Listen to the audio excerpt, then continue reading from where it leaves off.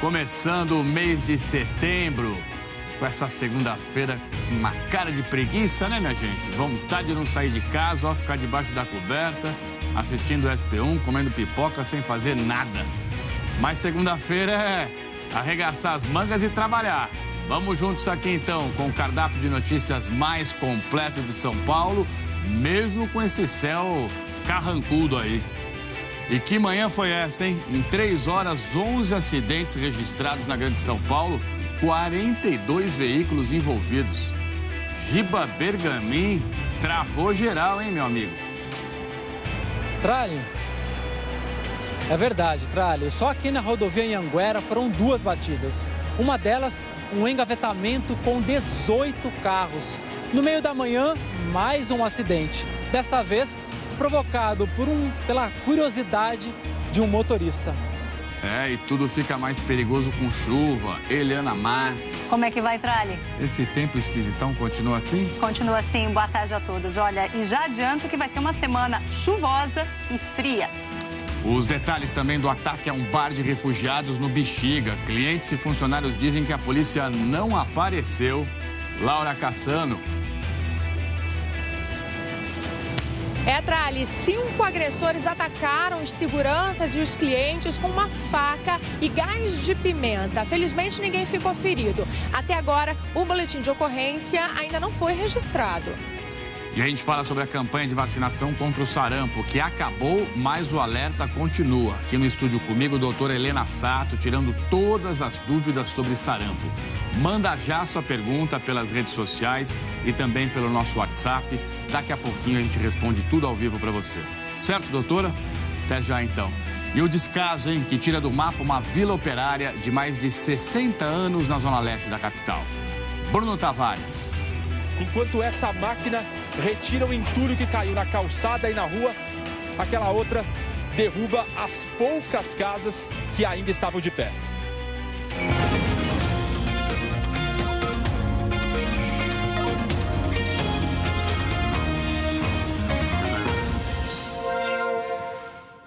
Olá, boa tarde. Semaninha que começou com chuva, com festival de acidente para tudo que é lado. Só para você ter uma ideia, entre 5 da manhã e as 8 horas, nossa apuração, nossa produção aqui do SP1 registrou 11 acidentes envolvendo 42 veículos. Graças a Deus, ninguém ficou ferido com gravidade. Vamos juntos dar uma olhada nos detalhes aqui, ó. É claro, né, que pista molhada, chuva, visibilidade ruim, tudo isso facilita, favorece acidente. Rodovias chamam muito atenção no mapa, tá vendo? Tudo isso daqui, ó. Teve acidente no Rodoanel, na Castelo Branco, Anhanguera, na Regi Bittencourt, Tancredo Neves, Raposo Tavares, enfim, para tudo que é canto, né? E engavetamento também, só na Anhanguera, aqui, ó, uma batida que envolveu 18 veículos. Giba Bergamin acompanha desde cedinho essa situação e vem com a gente ao vivo agora aqui. Giba, você inclusive presenciou mais um acidente, né? Bruxa solta aí, boa tarde. Muito boa tarde, Tralli. É verdade, a bruxa estava solta aqui hoje de manhã na Anhanguera, viu? A gente fala aqui da altura do quilômetro 20. O engavetamento e esse acidente que a gente testemunhou foram no quilômetro 19. Então, um pouco perigoso ficar por lá, porque foi bem na pista central. Então, como a polícia rodoviária nem está mais lá, só tem alguns carros esperando os guinchos, a gente achou arriscado. Portanto, estamos aqui no quilômetro 20. Eu vou pedir para o Marcelo Assunção, com o apoio do Renan Marci, mostrar aqui, ó. Tranquilo o trânsito no sentido capital e também no sentido contrário, no sentido interior aqui da rodovia Anhanguera. A gente está aqui na divisa entre os bairros de Anhanguera, na verdade Morro Doce, e o município de Osasco, onde teve esse acidente. O movimento de manhã foi bem pesado aqui por conta do acidente.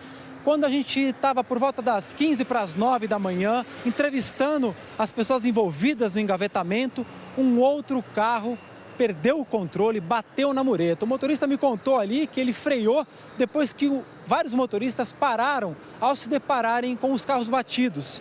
E aí aconteceu aquele efeito que a gente sabe, a curiosidade sempre dá problema. Tem que prestar muito atenção, especialmente em rodovias. A média de trânsito foi dentro da média, segundo a CET, por volta das 9 horas, foi de 88 quilômetros em toda a capital paulista. Vamos ver um pouco mais sobre esses acidentes todos agora na reportagem. Ainda nem tinha amanhecido quando o Globocop registrou a fila de veículos na rodovia Anhanguera. No quilômetro 19, no limite de Osasco com a capital, 18 carros se envolveram num engavetamento. Nenhum motorista que ficou aqui soube dizer exatamente como tudo começou. O que sabem é que foi um susto enorme. O seu José estava com a esposa indo para o trabalho na Lapa. Ele conta que tentou frear, mas derrapou na pista molhada. A mulher dele foi levada para o hospital. Aí outro foi batendo. O seu Francisco também freou, mas... Aqui nessa curva aqui do 18, aqui, quando ele veio, o cara já estava em cima. Eu freiei, mas não atendeu, aí choquei. O Carlos ficou esperando o guincho do seguro chegar. Pelo tamanho do acidente, realmente, graças a Deus, dos males, o menor. Conforme o dia ia amanhecendo, mais e mais acidentes foram aparecendo. Na 23 de maio, na altura do Ibirapuera, na Praça Nossa Senhora do Brasil, nos Jardins. Foram 11 batidas entre 5 e 8 da manhã. Felizmente, ninguém se feriu gravemente. E quando tudo parecia mais calmo, no meio da manhã, mais um acidente na rodovia Anhanguera. Acabamos de testemunhar outra batida aqui, ó. Esse carro, nesse momento, acabou de colidir aqui com a mureta. O Francisco estava dirigindo e conta o que aconteceu.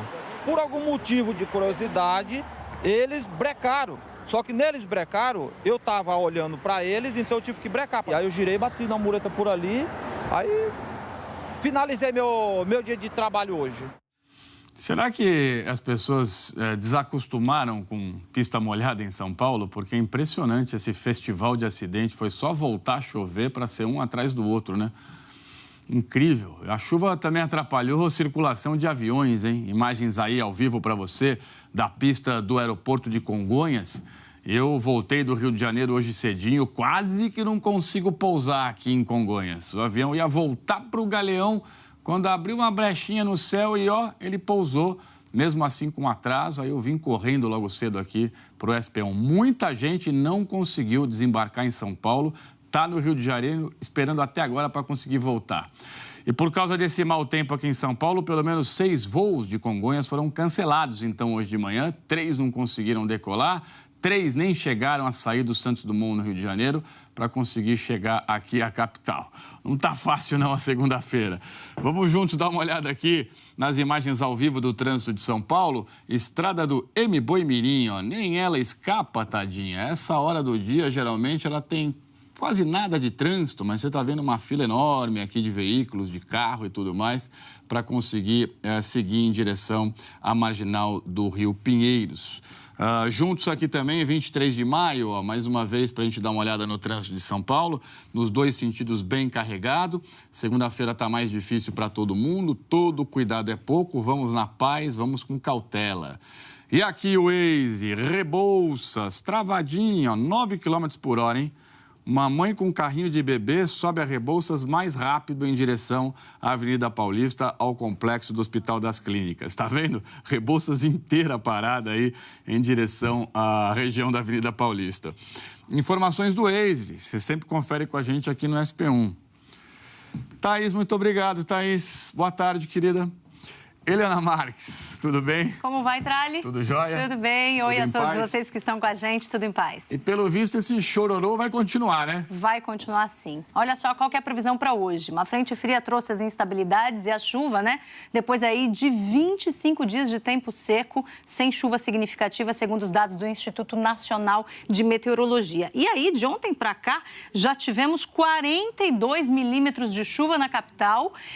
Esse volume representa exatamente a metade do que é normal chover no mês todo. Agora, apesar desse comecinho de mês aí chuvoso, olha, a previsão para setembro não é animadora em relação à chuva. A gente vê aqui chuva abaixo da média em toda essa área aqui em amarelo, em laranja, a Grande São Paulo está aí no meio, viu, Tralha? Então, a gente pode ter ainda dias bem secos em setembro. E esse frio é o inverno mesmo, né? Olha, não chega a ser um inverno, mas tem a ver com pouco sol, né? Céu carregado. Ontem, por exemplo, a máxima foi de 21,8 graus aqui na capital, enquanto a média das máximas em setembro é bem mais alta, de 24,4 graus. Hoje, máxima aí em torno dos 23 é o que você confere comigo aqui agora. Só que aí à noite a temperatura cai para 15 graus. Chuva, principalmente agora à tarde. À noite é uma garoa, a chance diminui bastante. A gente vai com o predomínio dessas nuvens aí de chuva, como eu falei, principalmente à tarde.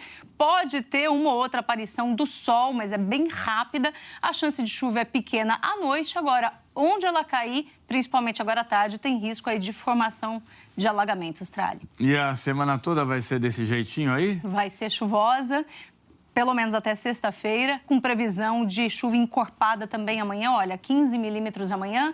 Amanhã com mínima de 15, máxima de 24 graus, não chega a ser tão frio. Agora, quarta e quinta-feira, a gente vê uma queda acentuada aqui nas máximas. Quarta-feira, 21, quinta-feira, 20 graus. Sexta-feira, a chuva diminui para 2 milímetros e aí a temperatura começa a subir de novo. Na sexta-feira, máxima de 24 graus. Não vou me estender até o fim da semana, a gente vai falando mais para frente como é que fica sábado e domingo, até porque essa semana aí de muito sobe e desce na chuva, a gente pode ter várias alterações ao longo da semana. Eu atualizo tudo aqui para vocês. Muito bem, o jeito então é ir acumulando roupa, botar para secar só semana que vem. Essa semana a roupa no varal não vai rolar. É verdade, economize na sua roupa aí, suje o mínimo possível e guarda a chuva na mão para não se molhar também. O lado bom é que a natureza agradece essa chuvarada e os nossos pulmões também. Está muito melhor para respirar. É verdade. Hoje as estações da CETESB estão todas com ar de qualidade boa, segundo a própria CETESB. A gente tem que olhar o lado bom. É. Valeu, Eli. Tchau, obrigado. tchau. Um beijo. Fala agora de uma vila operária e aí não tem como olhar o lado bom, né? Porque lá no Tatuapé, zona leste aqui de São Paulo, essa vila simplesmente sumiu do mapa. Uma construtora botou tudo abaixo ontem, apesar da chiadeira da vizinhança, né, da tentativa de não deixar que tudo isso se perdesse. A gente vinha acompanhando essa história desde maio. Teve uma movimentação grande favorável ao tombamento dessa área, né? Pedido foi feito para todos os órgãos de patrimônio e tal, mas a decisão não saiu e quem levou a melhor foi a construtora. Sobrou só isso daí, entulho. Um quarteirão inteiro no chão. Inteiro não. Sobrou apenas essa casa onde fica o bar e a barbearia do Ivan. Foi ele quem, no sábado, percebeu o que estava para acontecer. Já existiam operários no telhado, destelhando, tirando madeira, tirando caibro, e eles bloquearam toda a rua. Aí a gente foi tomar as providências de chamar a polícia, chamar a prefeitura. Os fiscais que vieram aqui no sábado mesmo embargaram a demolição por falta de tapumes, que evitariam que o entulho invadisse a calçada e a rua, como acabou acontecendo. No domingo, às 6 da manhã, vizinhos acordaram com o barulho das máquinas. Os moradores publicaram esse vídeo nas redes sociais e os trabalhos pararam, mas só até o começo da tarde. Mesmo com o embargo, os operários acabam de retomar a demolição da vila. Enquanto essa máquina retira o entulho que caiu na calçada e na rua, aquela outra derruba as poucas casas que ainda estavam de pé. Em minutos, a última das 39 casas veio abaixo. A vila foi construída na década de 1950 para abrigar operários das indústrias na região. Ficava numa área valorizada do Tatuapé, a meio quilômetro da estação Carrão, da linha 3 do metrô. Em maio, o SP1 mostrou que parte da vila já tinha sido derrubada. Vizinhos e arquitetos se mobilizaram, anexaram fotos e um abaixo-assinado com 141 nomes. E naquele mesmo mês, deram entrada com um pedido de tombamento do quarteirão que restou. O Conselho Municipal de Preservação do Patrimônio Histórico tinha marcado para hoje uma reunião para tratar do tema. Mas a empresa foi mais rápida. Essa demolição foi feita a toque de caixa para acabar com tudo. Isso é uma um desastre, é uma pena que, inclusive, os incorporadores, enfim, a cidade pode se renovar, mas podia muito bem manter esse tipo de imóvel que estava sendo usado, que estava bem conservado e que conta um pouco da história da cidade e daquele bairro. Sobre a demora de 4 meses para analisar o pedido de tombamento, a diretora culpou a falta de pessoal. A gente não tem mais equipe, né? A Secretaria de Cultura não recebe arquitetos desde 2006. É um problema crítico não só do DPH, mas é crônico dos órgãos de preservação. É muito triste, né? Nós vamos abrir aqui na semana, continuando aí, tentando trabalhar, mas sem uma parte nossa. Bom, não impediram. A gente correu atrás, então, né, do que vai ser feito de tudo isso e quais são aí as providências que a prefeitura vai tomar. Depois de tudo isso que aconteceu, fomos então atrás da prefeitura, que falou o seguinte: a subprefeitura da Moca diz que a empresa tinha alvará de demolição, mas por ter feito o serviço sem os tapumes, foi multada em R$40 mil e desrespeitou também o embargo, uma multa de mais R$4 mil. Será que vão pagar? A gente não conseguiu contato com o dono do terreno, nem com a empresa que fez essa demolição. Até agora ninguém sabe dizer o que vai ser feito neste grande terreno aí onde tinha as casinhas. O prefeito Bruno Covas, olha só, voltou a afirmar hoje que a prefeitura vai assumir o custo e a montagem da ciclofaixa de lazer aos domingos e feriados, caso não apareça nenhum interessado para bancar esse projeto. Só que o prefeito não deu prazo nenhum para isso também.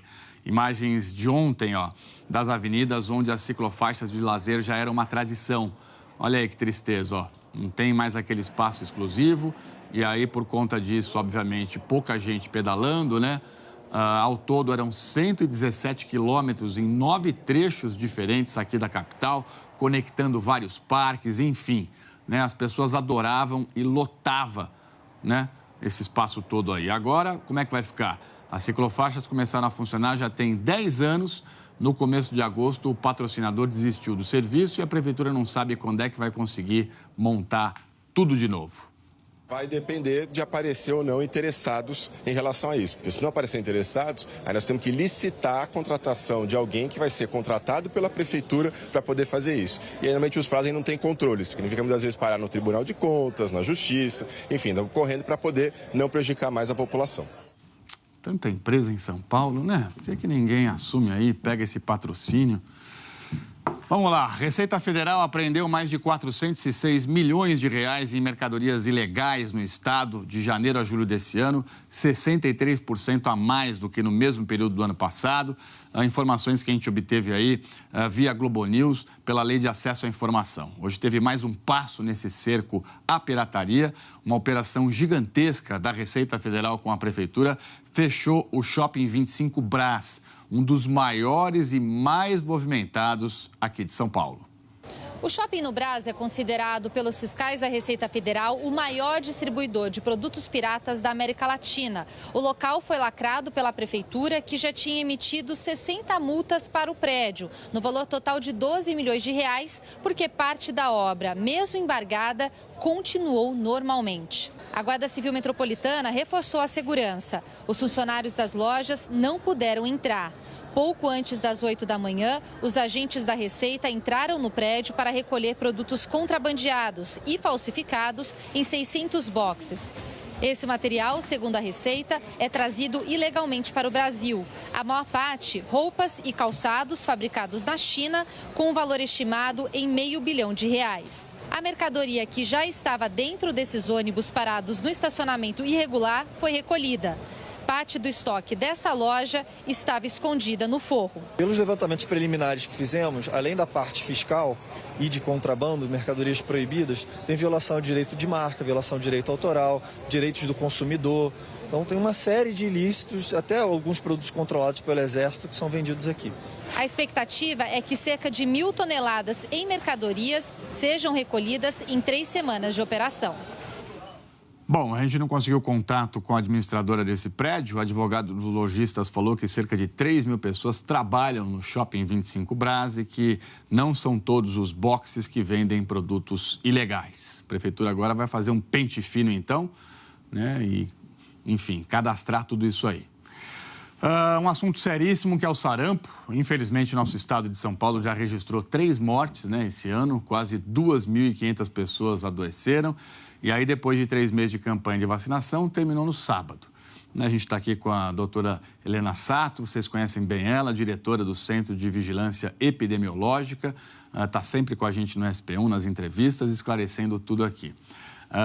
Doutora, boa tarde. Boa tarde. Diz para a gente, bem-vinda mais uma vez, diz para a gente o que vai ser feito agora, depois que a campanha de vacinação terminou, se a gente ainda está diante de um surto e de uma preocupação coletiva muito grande em relação ao sarampo. Sim, nós estamos tendo, sim, um aumento de casos. É importante esclarecermos que a nossa última grande epidemia no estado de São Paulo foi há 22 anos atrás, em 1997. E desde esse período, mais de 13 ações, campanhas, ou seja, uma ação de vacinação em massa a cada 2 anos foi realizada. No entanto, nós estamos tendo sarampo no mundo, vários países do mundo estão tendo.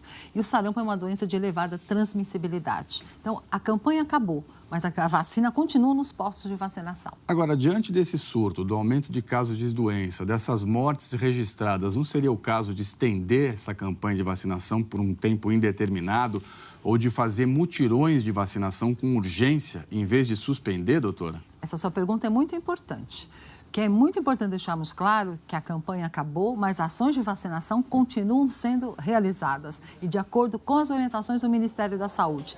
Então, na vigência de um caso suspeito, as equipes do município vão nessa casa, vão nesse prédio e irão realizar uma ação de vacinação a partir dos 6 meses de idade, atualizando o esquema de vacinação. Está faltando vacina? Não, não está faltando vacina. Agora, é importante deixarmos claro, nós estamos tendo casos de sarampo no mundo, né? Mas não há falta de vacina. Tem pergunta aqui para a senhora já, muita gente com dúvida, como eu disse, né? Um assunto que mobiliza todos nós. A Suzana, como é que a gente protege bebês menores de 6 meses contra o sarampo? Essa pergunta é importante, porque infelizmente nós tivemos um óbito numa criança de 4 meses de idade. Isso é uma situação extremamente rara. Por quê? As mães adequadamente vacinadas, durante a gestação, vão passar anticorpo para estes bebês. E os bebês, na imensa maioria dos casos, até 6 meses estarão protegidos através dos anticorpos maternos. Então, por isso que não realizamos ações de vacinação em crianças com menos de 6 meses de idade. Agora, no caso desse bebê de 4 meses que morreu, a mãe tinha se vacinado? Ou, enfim, ela não tinha leite suficiente para passar para o filho? A passagem de anticorpo materno é durante a gestação e também através do leite materno. Nós não temos a informação, não obtivemos a informação da situação vacinal dessa mãe. Não dá para saber, então, por que esse bebezinho faleceu? Infelizmente. Valquíria, vírus do sarampo sofreu mutações, doutora? A vacina ainda está protegendo? Essa é uma dúvida recorrente de todo mundo.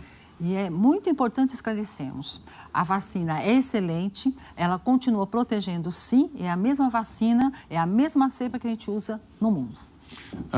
Júlia, sobre a campanha de vacinação. Se vai acabar a campanha, como é que eu faço para tomar a segunda dose? Não há necessidade nenhuma de preocupação. A campanha encerrou, mas as ações de vacinação continuam. A exemplo de outras campanhas, né, que a gente acaba a campanha, depois aquele grupo não é mais favorecido pela vacina? Não. As ações de vacinação continuam. Doutora, a gente vai fazer uma pausa rápida para as pessoas mandarem pergunta e dúvida, para dar tempo da gente responder, né, o máximo possível aí. Então, por favor, se você tem dúvida em relação ao sarampo, aproveite, já manda aí, marca nas redes sociais, hashtag SP1, que a gente pinça a sua dúvida. Ou pelo nosso WhatsApp, que está aí para você também, 94104-2222. Tem como botar o WhatsApp aí? Por favor, 94104-2222.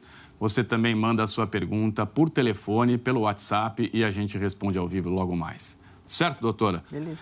Obrigado. Daqui a pouco a gente volta com a senhora e enquanto a senhora vai saindo, eu vou lendo outros assuntos que o pessoal está comentando aqui em relação ao noticiário. A Cris, muitos motoristas sequer obedecem à distância mínima de segurança entre carros. Aí quando chove já viu. A Cris falando sobre esse festival de acidentes hoje de manhã em São Paulo. William, todo cuidado é pouco com chuva, né? Reduzir a velocidade e manter a distância é essencial. E também sair do celular, né, William? Porque muita gente dirige hoje olhando mais para o celular do que para frente.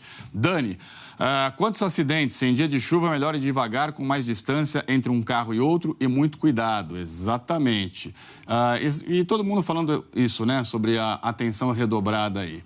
E a Cláudia, apesar desses transtornos todos, essa chuvinha abençoada dá uma limpada no ar. Está muito mais agradável para respirar. Nossos pulmões agradecem. Muito bem, valeu, é isso aí.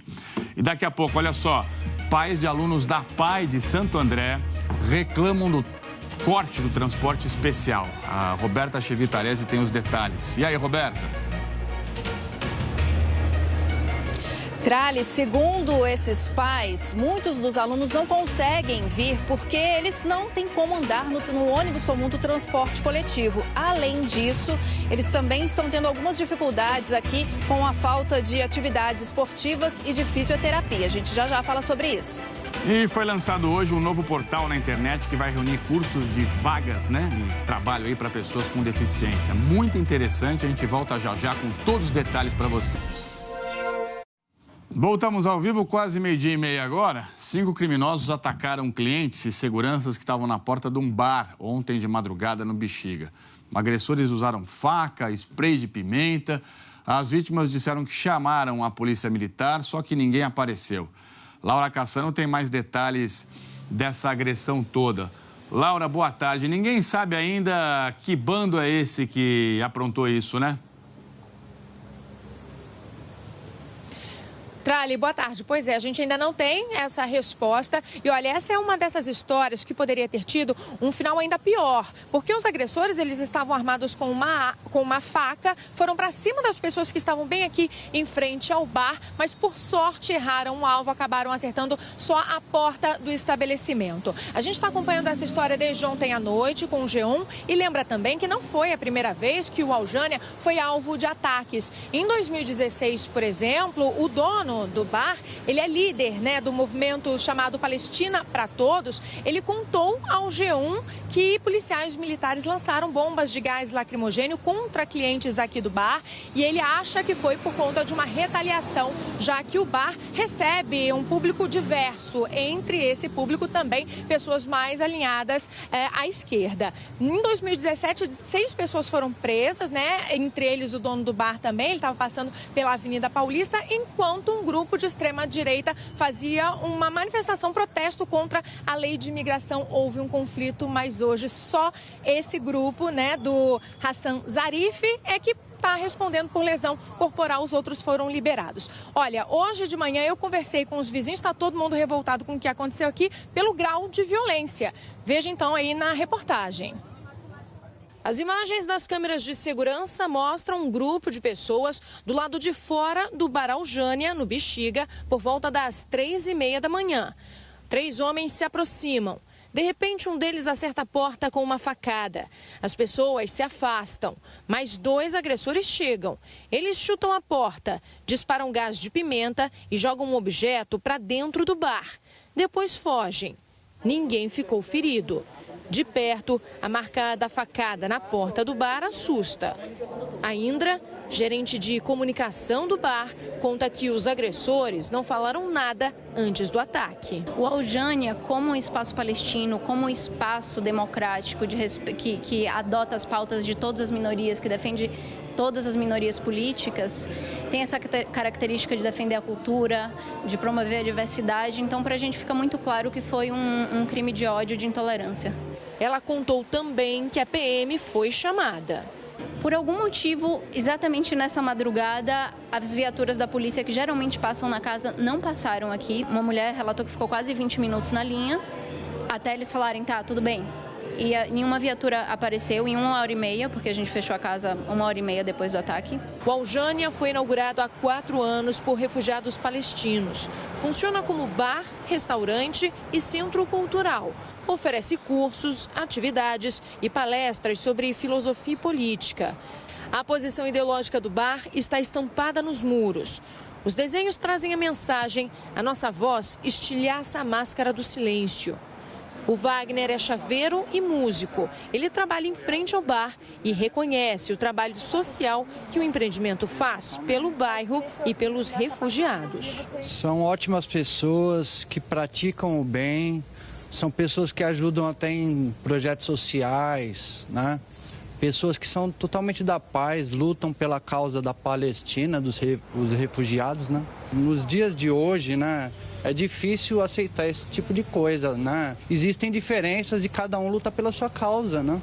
Pois é, tudo leva a crer que é crime de intolerância, né? Tem que ter uma investigação séria para pegar esse pessoal e descobrir de fato o que aconteceu ali. A Secretaria de Segurança Pública falou que a PM não foi chamada de madrugada, né, para atender a ocorrência no bar. Disse também que policiais civis já foram até lá, mas o bar estava fechado. E que os investigadores vão voltar para tentar colher mais detalhes de tudo o que aconteceu. E a polícia está tentando identificar também criminosos que roubaram o carro de um homem que estava com um filho de 8 anos e com um sobrinho de 3. Isso na Vila Galvão, em Guarulhos. Os moradores ali do pedaço estão apavorados com a onda de assaltos. Câmeras de segurança registraram o momento em que o pai para o carro em uma rua aparentemente tranquila. Os bandidos estacionam logo na frente, bloqueando a saída. O pai e uma das crianças descem do carro. Os ladrões vêm em seguida e abordam o pai. Repare que o filho vê a cena e começa a ajudar o priminho a sair do carro. O pai pega as crianças e atravessa a rua. Os criminosos fogem levando o carro da família. A vítima conversou com a nossa equipe e disse que parou o carro para buscar um amigo e que depois iria para uma festinha com as crianças. Estava com uma arma de fogo, chegou a encostar em mim, só que na hora eu não pensei em outra coisa a não ser tirar os moleques do carro.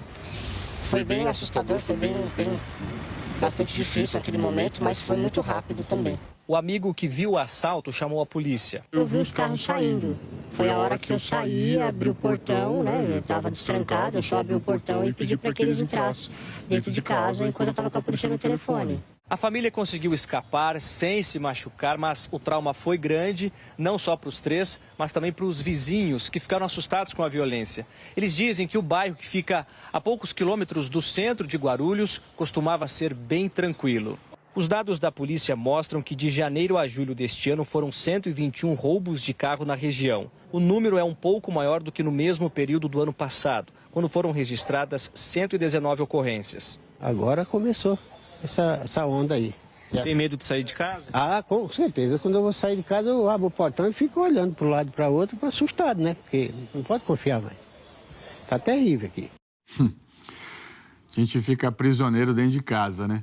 Infelizmente, ninguém foi preso até agora. A Secretaria de Segurança Pública falou que está atrás de mais imagens de câmeras de segurança para tentar identificar esses ladrões.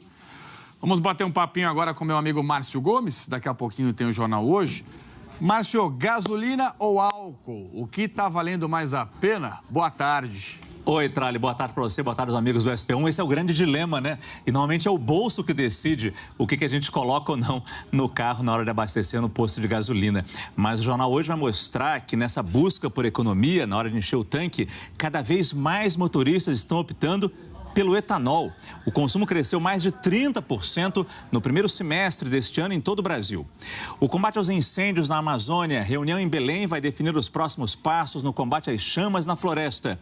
E no noticiário internacional, as imagens do furacão que está passando com muita força pelas ilhas do Caribe. O rumo do Dorian ainda é incerto, mas moradores da Flórida já estão em alerta máximo. 1 milhão de pessoas na Flórida, no estado americano da Flórida, receberam orientação para buscar locais mais seguros. Eu espero você e os amigos do SP1 no Jornal Hoje, Trali. Maravilha, logo depois do Globo Esporte. Tamo juntos aí contigo. Abração, ótimo jornal. E vai ser enterrado daqui a pouco, 3 da tarde, o corpo do ex-governador de São Paulo, Alberto Goldman, que morreu ontem aos 81 anos. Ele estava internado no Hospital Sírio-Libanês desde o dia 19 de agosto. Depois de passar mal, foi submetido também a uma cirurgia no cérebro. Renan Fiuza acompanha o velório na Assembleia Legislativa, região do Ibirapuera. Boa tarde, Renan. Oi, Trali, tudo bem? Boa tarde para você, boa tarde para todo mundo que acompanha a gente aqui no SP. Pois é, o ex-governador Alberto Goldman lutava contra um câncer desde janeiro deste ano, como você bem disse, no último dia 19 de agosto. Passou por uma cirurgia e acabou falecendo ontem. O velório começou por volta das 8 horas da manhã aqui no Palácio 9 de Julho. Alberto Goldman, só relembrando, estudou engenharia na Poli e aos 19 anos se filiou ao Partido Comunista Brasileiro. Depois entrou para o MDB, o único partido de oposição na época do regime militar. Goldman trabalhou no governo de Orestes Quercia, foi 2 vezes deputado estadual e deputado federal por 6 mandatos. Alberto Goldman também foi ministro dos Transportes no governo Itamar Franco. No final da década de 1990, mudou para o PSDB. Em 2010, era vice-governador do estado e assumiu o governo quando José Serra, também do PSDB, deixou o cargo para disputar a presidência. Por aqui no velório estão passando vários companheiros políticos aí de Alberto Goldman. Um pouquinho mais cedo, conversamos com alguns deles. Vamos ouvir. O Goldman deixa um legado de seriedade, basicamente. E um homem que foi a vida toda, o que hoje as pessoas veem com certa desconfiança, no caso dele, sem nenhuma desconfiança, um político. Uma pessoa que se orientar pelo setor público, pelo serviço ao povo. Ele foi sempre assim. Acho que foi uma pessoa de posições. E cada vez eu mais admiro quem tem convicções. Ele tinha. O Goldman é uma pessoa sempre que foi muito coerente, numa linha só, né? Defesa da democracia, defesa do social, olhar para os mais humildes, trabalhar para ter um país socialmente mais justo. Esse foi sempre o seu caminho, né? Nossos sentimentos, então, para a família do ex-governador Goldman, né? Mudando de assunto, olha só, tem um grupo de alunos da PAI aqui de Santo André, no nosso ABC, que está sem transporte. Estudantes que precisam de condução especial para ir e voltar das aulas, né? O transporte comum não atende às necessidades desse pessoal e as famílias procuraram, então, aqui o SP1. Mochila arrumada, roupa trocada e Priscila está pronta para ir à PAI. Vai andando, cuidado para não cair. A Priscila tem 33 anos e estuda na PAI há mais de 20. Da casa dela, no bairro Cidade São Jorge, até lá, são 8 quilômetros. Ela e a mãe precisam caminhar e pegar 2 ônibus. Primeiro, os motoristas. Eles não têm paciência, eles ficam assim numa ignorância com a gente e com as crianças, né? O ônibus deles tem o cinto de segurança, né? Já esses de linha não tem, né? É perigoso. Muito perigoso, muito. Essa rotina costumava ser bem menos complicada até pouco tempo atrás, quando a Priscila e outros alunos da PAI de Santo André usavam o transporte pago pela prefeitura. Mas a verba foi cortada e o atendimento reduzido. Agora, a Tatiana, a Priscila, o José e outros alunos não têm mais o transporte com a mesma frequência. E por isso, pais e mães resolveram se mobilizar. Eles se uniram para pedir a volta do transporte especial, cortado pela prefeitura no começo de agosto. Esse não foi o único serviço suspenso por aqui. Muitos alunos que vinham todos os dias, agora só vêm 2 vezes por semana. Tiraram a fisioterapia e tiraram a psicóloga. Eles não têm mais essa atividade que ela tinha. Minha filha jogava basquete, ela adorava basquete, não tem mais isso. Agora ela não pode vir mais todos os dias e não tem transporte para vir. O presidente da APAI disse que o Estado só garante o transporte para alunos de 7 a 29 anos e meio. Quando os alunos ficam mais velhos e perdem esse direito, aí entra a prefeitura, oferecendo serviço à população. Ele também explicou que hoje a APAI não tem verba para bancar o transporte exclusivo. Nós orçamos com uma empresa que faz o transporte público pelo Estado aqui para a APAI. Quanto seria esse transporte para essas 60 crianças? Eles nos orçaram em R$80 mil mês. A APAI sozinha não consegue. Pois é, né? Não importa qual é o motivo para cancelar um transporte desse, né? O fato é que esse tipo de aluno não pode, em hipótese alguma, deixar de ir à PAI, né? Roberta Chevitarese acompanha a dificuldade dessas famílias, conversa com a gente ao vivo agora. Roberta, a gente sabe que uma mudança dessa na rotina da família provoca um estrago gigantesco. Boa tarde para você. O que vai ser feito agora, então? Boa tarde, Trali. Boa tarde a todos. Olha, a PAI de Santo André atende quase 400 alunos. Especificamente com relação à questão do transporte, 120 são atendidos e mais de 60 foram afetados. Isso falando do transporte exclusivo. E como você disse, afeta muito a vida dessas famílias, a rotina, porque a gente viu a Priscila, ela consegue usar o transporte coletivo, apesar de ser uma grande dificuldade, eu acredito que deu para perceber isso, mas alguns alunos não conseguem de forma alguma. E falta segurança para eles. Eles podem talvez ter algum problema, algum tipo de surto. Então, assim, eles precisam realmente de uma segurança nesse transporte para poder vir para a PAI. E quando eles não vêm, eles sentem tanta falta que eles ficam depressivos, eles podem ficar agressivos também. Então, isso afeta muito a vida dessa família e desses alunos. Hoje pela manhã nós conversamos com representantes da prefeitura e hoje deve ter uma reunião com o pessoal da PAI e também alguns pais. Vamos ouvir o que o secretário de Cidadania de Santo André falou a respeito. Não foi uma verba que foi cortada, era um termo de colaboração que havia com a Prefeitura de Santo André e a PAI de 2014. Então, no prazo legal, são 5 anos. Então, ele se extinguiu agora no meio do ano e ele está sendo reformulado juntamente com a PAI para que possa dar continuidade no atendimento a todas as pessoas com deficiência que eram atendidas por esse plano, inclusive ampliando essa gama de pessoas que vão ser utilizadas no transporte. O governo do estado lançou hoje um programa de qualificação voltado para pessoas com deficiência. Mais de 200 cadeirantes lotaram o auditório no Palácio dos Bandeirantes. Qualquer deficiente físico vai poder se candidatar a vagas de emprego e também participar de cursos por meio de um portal criado na internet. E no telão a gente explica para você um pouco melhor como é que tudo isso vai funcionar, né? Fundamental que tudo dê certo de fato. 61 cursos, na área de comércio e de serviços também. Vão atender 17 mil pessoas em todo o estado. As inscrições podem ser feitas pela internet, nesse portal aqui. Você está vendo o endereço, vai receber cadastro de vagas de empresas. Na capital, né? O atendimento pode ser feito pessoalmente nos polos de empregabilidade inclusiva, PEI, né? E demais cidades, nos postos de atendimento ao trabalhador, que são os PAT. Tá vendo? Então, quem puder, por favor, quem tiver interesse, já dá uma agitada aí, porque vale muito a pena mesmo. E agora vamos bater um papinho com o Felipe Andreoli, porque tem rango, tem culinária hoje no Globo Esporte, meu amigo. Boa tarde. Boa tarde, Thales. Conhece aquela música do Zeca Pagodinho, né? Você sabe o que é caviar? Nunca vi nem comi, só ouço falar. E o nosso Lucas Strábico, o nosso cartolouco, ele foi lá no clássico dos times mais ricos do Brasil, Flamengo e Palmeiras, e deu uma tarde de riqueza pra galera. Vamos comer um caviar? Agora! Vai! Comer um caviar, vocês merecem. Na boquinha. Nossa, eu gosto de urubu!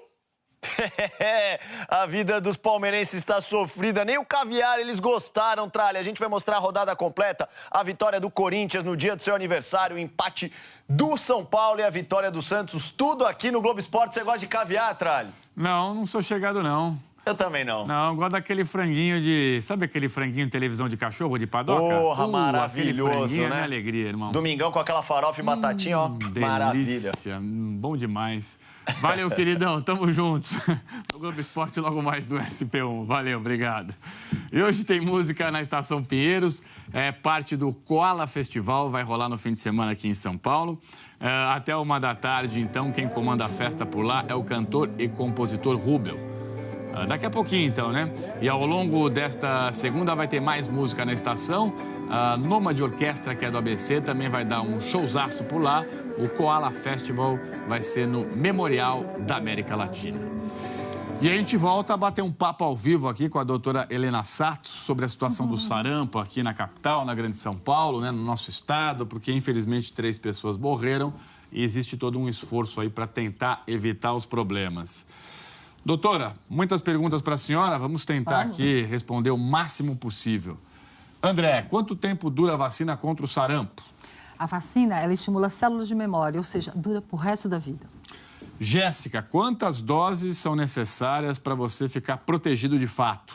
Depende da idade. No estado de São Paulo, pessoas de 1 a 29 anos de idade solicitamos que tenha na carteira 2 doses, de 30 a 59, 1 dose. E quem tem 60 anos ou mais, de acordo com toda a nossa história, não precisa tomar vacina porque já teve a doença. Muita gente se pergunta, será que eu tomei na infância? Não tomei, não tomei? Na dúvida, toma? Sim, na dúvida, toma, porque o que vale é a dose registrada na carteira de vacinação. E muita gente nem acha a carteira, né, doutora? Até pelo tempo passado já, né? Então, na dúvida, toma. Exatamente. Vamos guardar direitinho a carteira de vacinação no local de fácil acesso.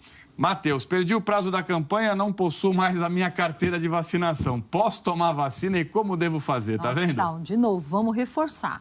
A campanha encerrou, mas as vacinas continuam nos postos de vacinação. Então, quem não tomou a vacina, quem não está com a vacina em ordem, por favor, compareça ao posto de vacinação mais próximo da sua casa. Davi, tem alguma contraindicação para a vacina, doutora? Nossa, essa pergunta é muito importante. É uma vacina de vírus vivo atenuado. Então, pessoas em tratamento com quimioterapia ou radioterapia também não poderão tomar vacina. Pessoas que fazem uso de corticoide, né? Pessoas que fazem uso de corticoide e têm lá uma doença reumatológica, também não poderão. Agora, tem pessoas que nos perguntam, eu uso corticoide, mas bombinha para asma, né? Não constitui contraindicação. Corticoide inalatório não constitui. Tudo bem, né? Dai, quem tomou a vacina contra a criança, toma de novo? Então, depende, tudo depende. Se estiver adequadamente registrado na carteira, de novo, entre 1 a 29, 2 doses, 30 a 59, 1 dose. Eu tomei na infância e tomei de novo antes da minha bebezinha nascer. Tá bom, então é para acertar o esquema de vacinação. Priscila, a vacina do sarampo também previne cachumba e rubéola? Essa pergunta é importante. Não temos mais no país uma vacina apenas para sarampo. É uma vacina tríplice viral, que vai estar protegendo também contra cachumba e rubéola.